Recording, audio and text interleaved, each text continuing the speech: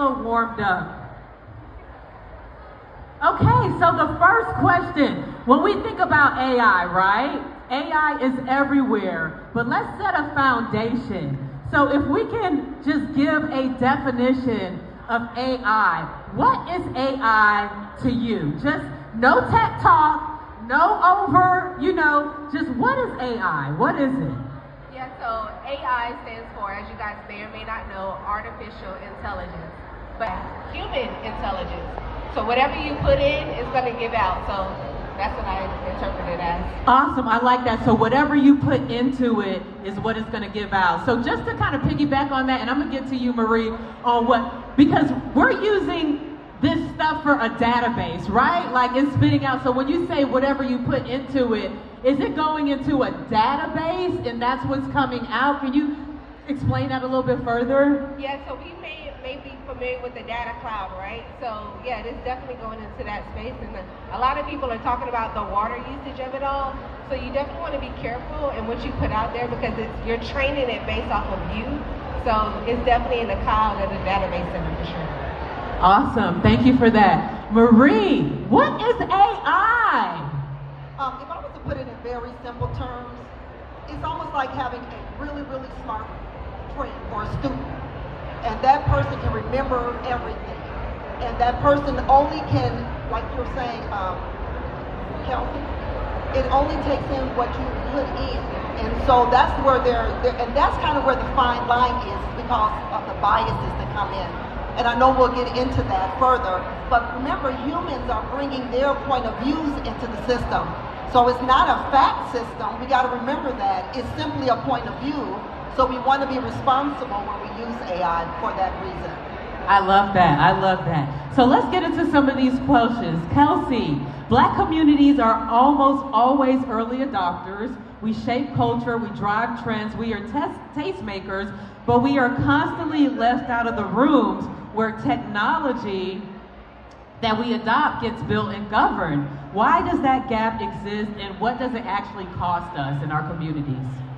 Well, unfortunately, as Black people, we are often left out. And so we want to be early adopters because we want to give our culture.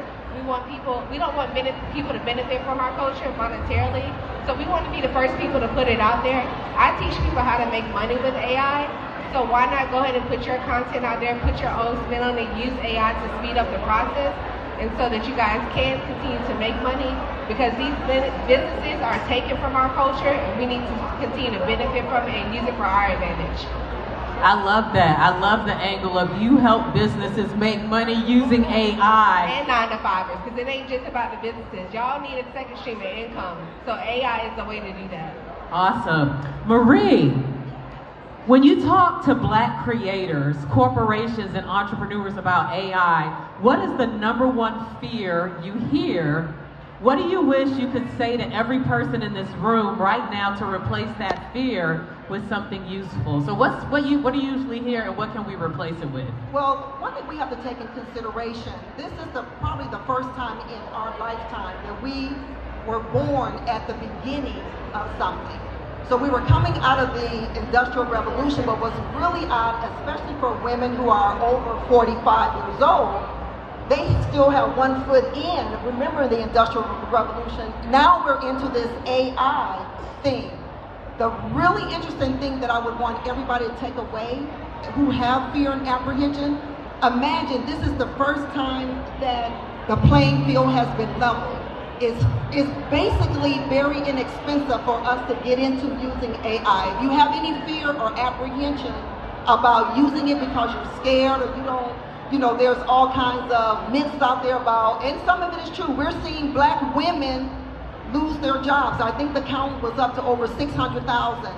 My advice to anyone is to try to find your own craft, your gift, and get into a business that is yours. Do not keep relying on these corporations to employ us. We are, for the first time, like I said, we're in the beginning stage of a brand new evolution. It's never going to happen in another lifetime. Everybody born after us will be coming in way after it's taken off. Take it very serious. Do not sit back Kel'sea is telling you she educates people around AI. I educate people around AI. There's a lot of communities out there. Get involved in those communities. Go out to school, skool.com. There's a bunch of free communities out there where you find like-minded individuals just like you, whether you're a photographer, whether you're a content creator. If you're a mom and you just love cooking, there's a ton of communities out there for cooking. So I would say use your talent, and remember your intellectual capital is your asset. So you are your own business, and I would just call it you incorporated. Start incorporating and investing in you, and stop relying on these companies to be there for us. Amen. Marie, I was going to say amen too. Marie, that is so powerful what you're saying. We're at the cusp. We're right when this is happening. Yes. Take advantage of it, regardless of what age you are, right? Whatever gifts or talents you have, jump in. Yes. Find resources such as Kel'sea and Marie to guide you. Jump in. There should be no fear. So what questions, and this is for both of you, what questions should we be asking before we say yes to any AI-powered platform? You know, we have so many that are on the market. What questions should we be asking before we enter our data, before we train it? How do we decide even which platform we use? Well, I would say first look at your tool.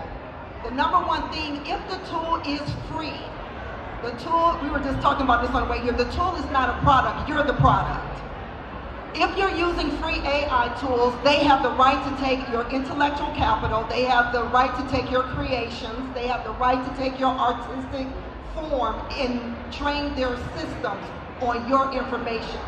Also find out on the tools what happens with the data. If you're creating in a tool and you don't know if you really own the intellectual property that comes out, there's fine print, and these laws are still in the making, trying to determine who owns the intellectual capital that's created. If you're using these free tools and you come up with some amazing invention, they can come and fight you on it, saying that you don't own that tool, that creation, they own it. The other thing you want to know is what sources are they using to put the data in? Because we know that we're hearing in the news just recently about the biases.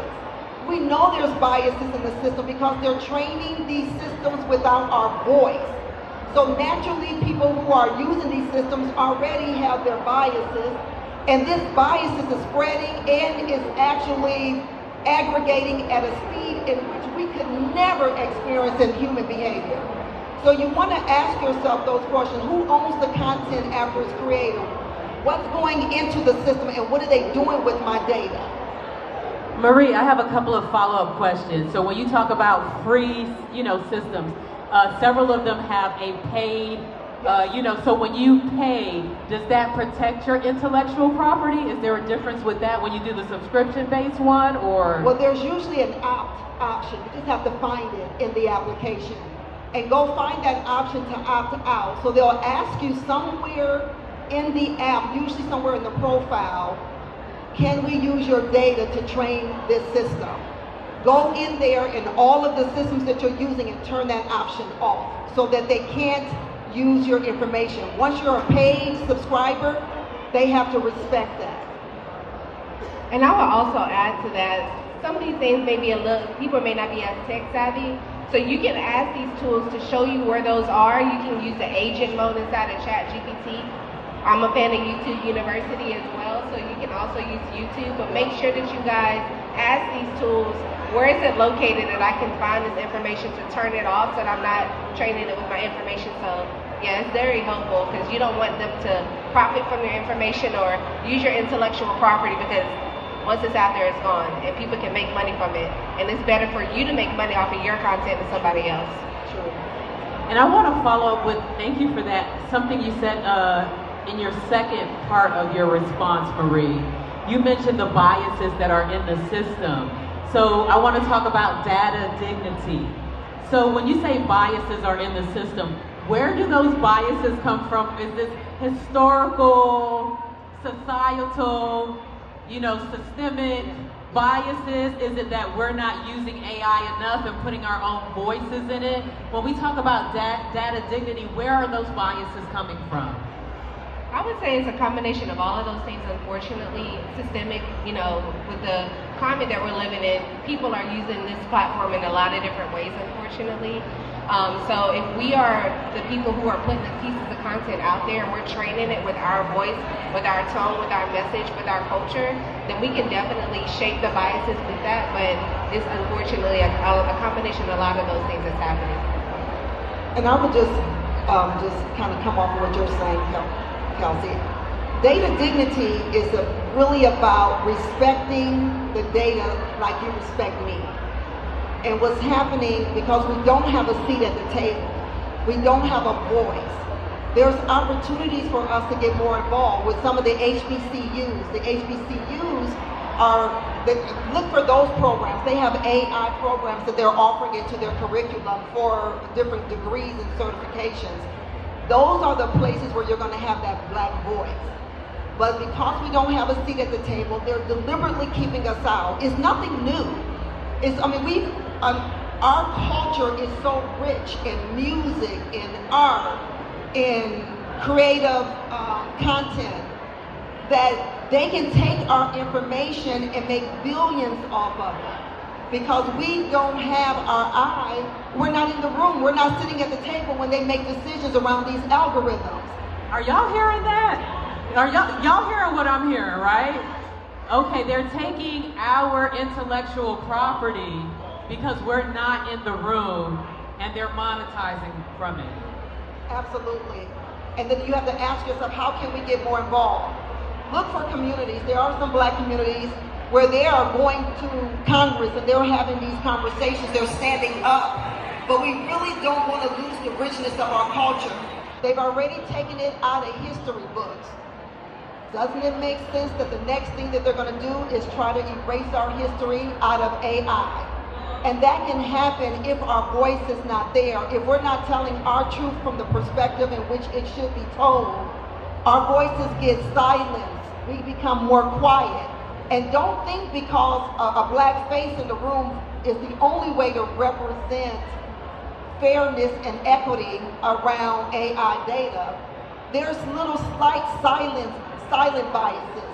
When you go and you create images and they make our skin color lighter than what it was, that's a silent bias that's in the system. And remember, the data that comes out, even for us, there was a young student who was doing a report, I think it was a few weeks ago, and he was doing a paper on Black history. He noticed that there was some inconsistency in the output that came out of ChatGPT, and he challenged it. And they were trying to actually silence him in the school. But he was able to come forth and he was able to prove that the data was incorrect. That's because our voice isn't there or our voice has been silenced. So there's a growing movement of black technologists, coders, ethicists. As you mentioned, this young man just challenging AI, and founders who are building AI differently. From your professional standpoint, what does that look like in practice, and for someone in this room who wants to be part of shaping this technology rather than consuming it, what are the first steps? Like, is there incubators? I know you mentioned the HBCU programs. If someone wanted to learn how to code and be on that side of AI, you mentioned training it with your information, but let's say they actually want to code and create AI systems. What does that look like? Yeah, it begins with a prompt. My favorite platform right now, I know a lot of people are probably not using it as much, but ChatGPT is still my favorite platform. So you can start off okay, y'all use Chat too good. And so you can ask ChatGPT, hey, I want to create a website similar to this website. Give me a prompt for this. And ChatGPT will create that prompt for you. You can take that prompt, put it in that tool like lovable.dev, and you can have a website within 5 minutes.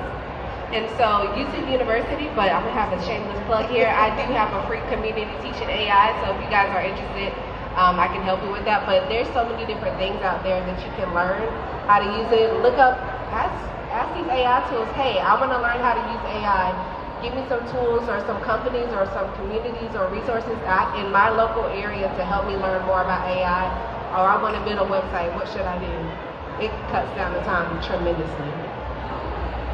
Just to piggyback on that too, I would say vibe coding is what Kel'sea is speaking of, and that's basically where you're using just regular language in the system to give it a command. And I think in ChatGPT is Codex.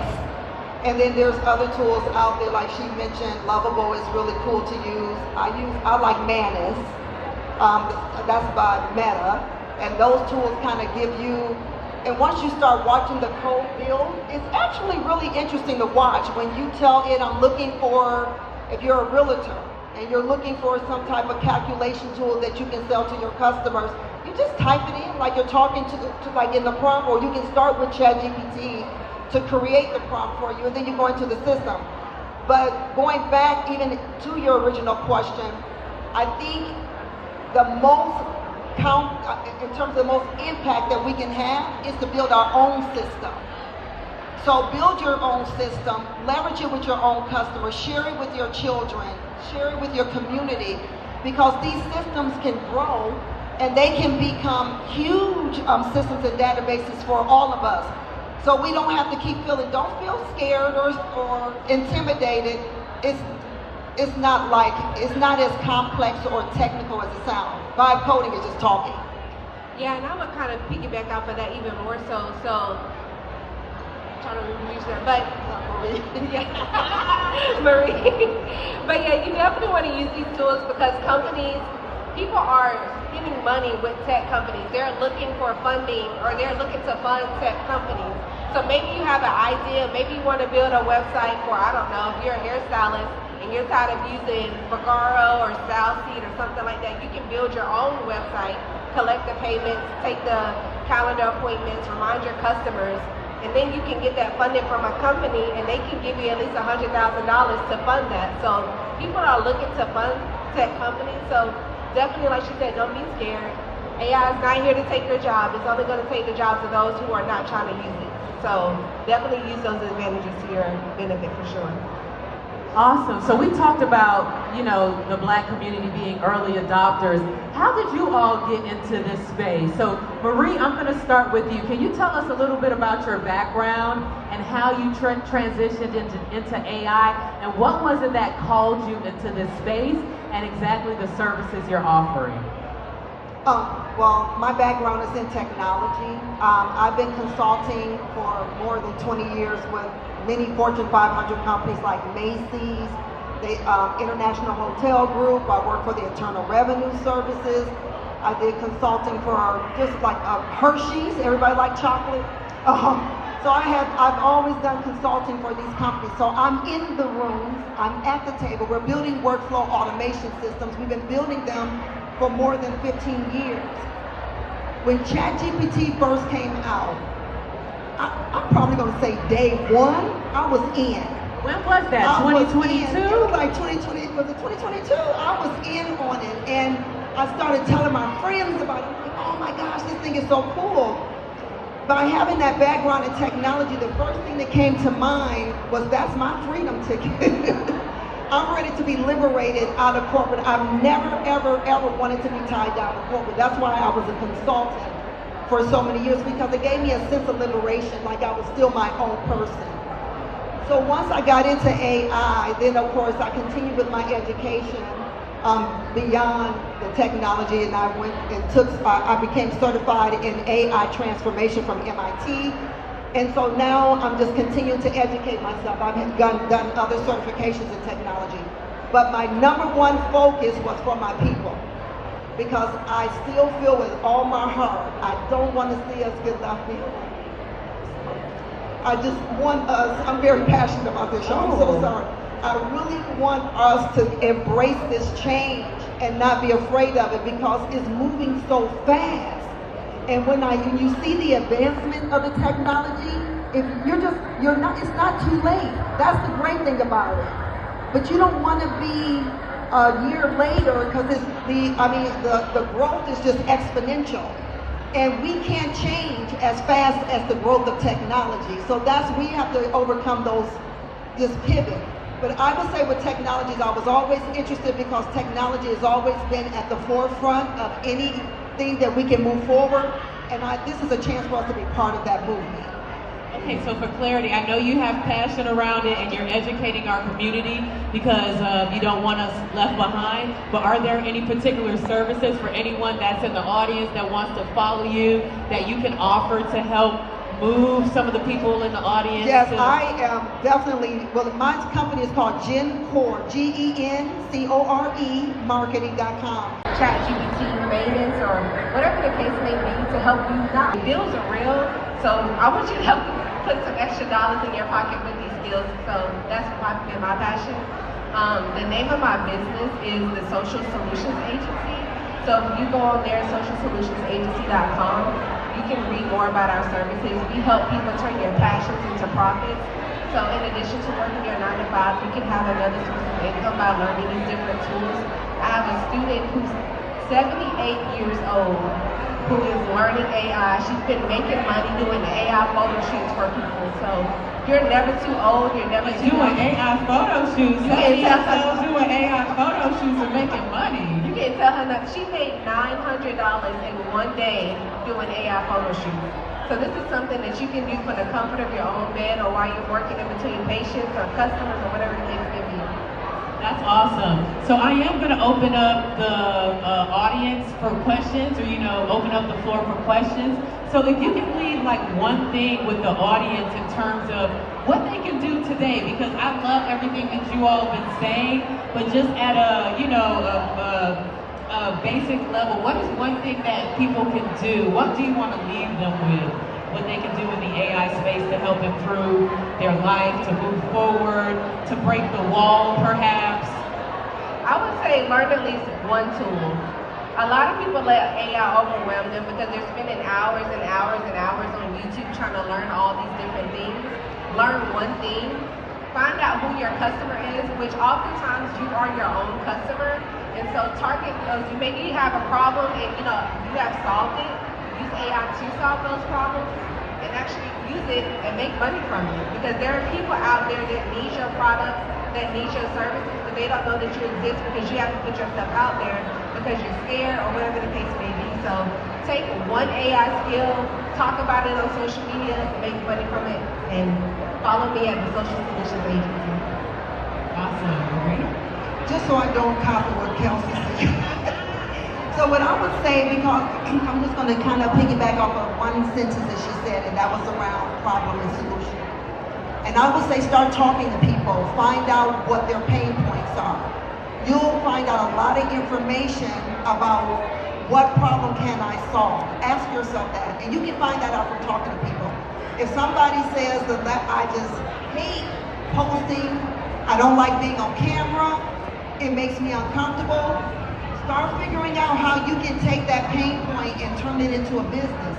And you start asking people, they'll start telling you the things that they don't like, and then that becomes kind of the foundation of establishing your business if you don't know what you want to do. And then, of course, you can take Kel'sea's advice and start learning a tool. Awesome. Do we have any questions from any audience about AI? Anything you're burning to ask while we have these experts on stage? Okay. Marie? It's N.E.R.D.S marketing. It's G as in girl, E-N-C-O-R-E, marketing.com. And you can reach me at Marie at N.E.R.D.marketing.com. Okay. A little shameless plug there. Okay. Do we have any other questions regarding AI? Okay. You were talking about like ethical practice than open AI. So that's why you see this swarm of people are starting to move over to Claude and Anthropic. Yeah, I actually moved over to Claude. I gave a couple of people, I had a $20 subscription with ChatGPT, and I said, you know what, let me go ahead and give it to Claude and see, what it does, because I just like the format of the way they were giving me the information. It felt more human. Yeah. They can be a little sassy too. Yes, okay, so I said, let me go ahead and give Bob my $20 and see how this works. Do we have another question? Okay.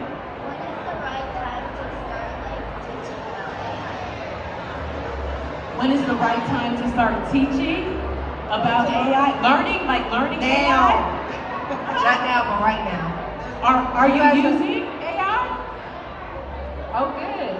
So I know some people are kind of nervous about their kids using AI, but there are platforms that you can definitely train and put some parental stuff behind it. You want to train your kids just like you would with anything else. But kids can make coloring books with ChatGPT, selling activity books, so definitely it's not too late. If you want to learn and teach AI, learn it right now. Okay, so we're going to close out with this because, sometimes we like to hear testimonials of businesses that have used AI. And I know you talked about the 78-year-old woman that is using AI for creating AI photo shoots. I'm a mom. I need to hit her up and see what she can do with my image. Are there any Black businesses that we see that have big names that may be using AI that we're unaware of, or any businesses that you can speak of that have used systems, automated systems, and maybe talk about their profit margins, where they started, where they are using AI? Because I've also heard, this thing that somebody's going to be able to become a billionaire as a solopreneur using AI. So can you give us some examples to close with, something to, whet our palate, to make us move even faster into this space? I don't know how much money he makes, but I'm sure he's a multi-millionaire. Timberland, the producer, he is using a tool called Suno to make music. He's one of the people that's over that platform. And so if you are a creator that likes to make music, I know a lot of artists don't like to use it, but people like Timberland are using it to help make his life a lot more efficient and creative music, things like that. So that is a very popular, well-known person that is using AI to profit and make his life a whole lot easier. Awesome, yes. And a woman actually got a $3 million deal off of using Suno. Zaina Monet, she got like a multi-millionaire, using AI. All right, how about you, Marie? Well, there's a lot of influencers out there who's using AI. Now, have you guys seen the cloning that everyone is doing? It's amazing. So it basically looks just like you, moves just like you, and you just prompt it. It starts with a photo of yourself. And then it can be everywhere where you can't be in terms of social media. So I've listened to a couple of folks with podcasts, like I love listening to the CEO, the Diary of the CEO. He's a 8-figure company. He dropped out of college, never finished college, but he ended up getting a platform. I think he started in 2022. And now his company, he has some of the top executives on the show. But they're leveraging AI in the background to do a lot of things. So he talked about leveraging it to the employees. So there's a lot of opportunity across different areas. But I love the cloning. If you haven't looked into the cloning, you gotta look into the cloning because it can do all your social media for you. You don't have to do it anymore. I absolutely love our guests. You all, thank you for the amazing information. I need to clone myself so I can create a podcast. Let's give it up for our AI experts, Kel'sea Smith, as well as Marie Johnson. Thank you so much. We have the queen of natural hair in the building, Talia Wajid, the producer and the host of this entire amazing production. Talia may need to clone herself when we talk about this AI, right? Talia, do you think you need to clone yourself? Yes, I wish I could have cloned myself this weekend. This whole week, I wish I could have cloned myself. But thank y'all for listening to this amazing panel. AI is something that you have to learn. You have to, don't be afraid of it, right? And find ways to incorporate it into your life. Your business, just everything you do, because it's not going away, right? Yeah, so if you want to stay in the loop of things and where things are going and progression, you have to adjust. Yeah, so thank y'all for listening.